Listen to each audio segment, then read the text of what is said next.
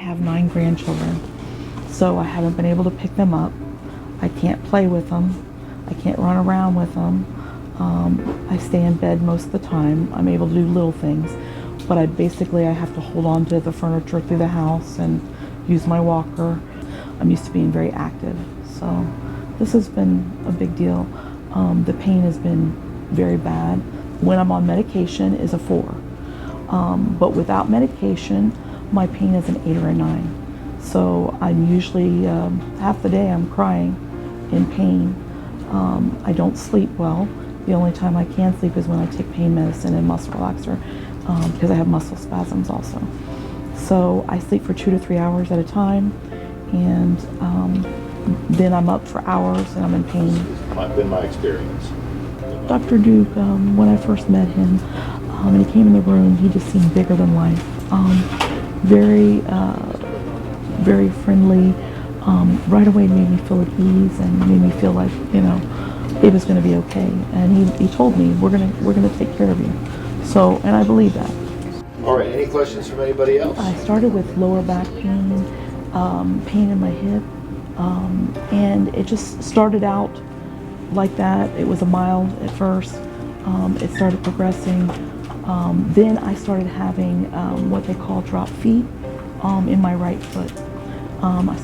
It started dragging. I was falling and weak, and my legs were being weak, tripping. Had some MRIs done. The MRIs showed that my lower back was fairly, it had some problems. I had some herniations, but they weren't that bad. So they were concerned as to what was going on. I had told them I'd had some numbness in my hands, problems with my neck. So Dr. Deuk then looked at my MRI for my neck, and he came in and he said, we found what the problem is. So I've got 5 herniations in my neck, 2 of which are crushing my spine. The herniations are crushing my spine in 2 places in half, basically. Basically, they say the spine is round when you're like this. So they were worried about me falling anymore because it could do more damage. The longer I wait, it could cause more problems and I could become paralyzed. So that's when they started talking about doing surgery. My quality of life has been horrible, so I'm really looking forward to the surgery and seeing where it can take me.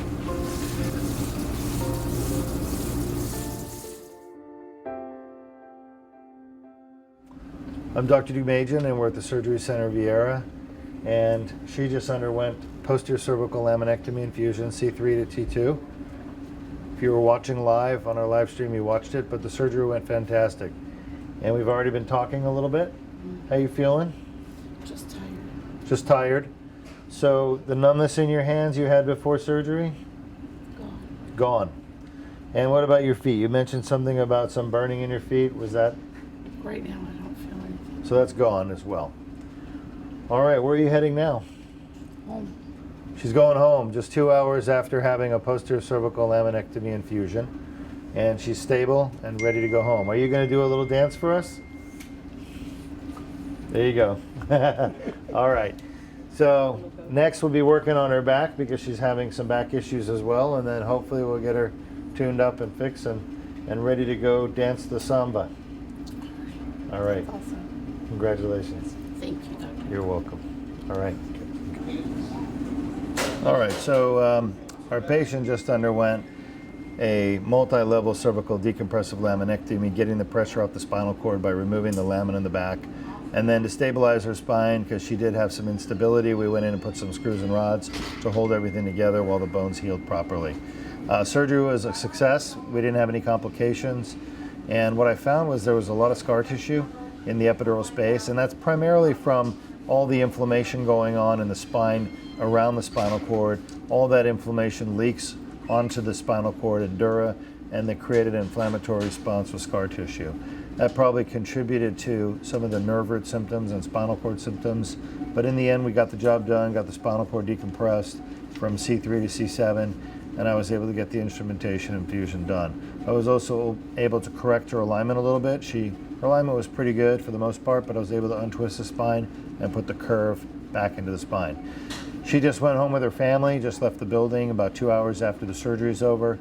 And the other issues for her are, medical issues, which we're addressing and working on with my team. Overall, I feel really happy with the results. She's already noticing no more numbness in her hands, no more burning in her feet. Those are classic signs of spinal cord damage. Also balance and bowel and bladder control are other issues.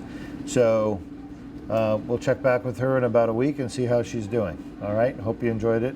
Have a great day.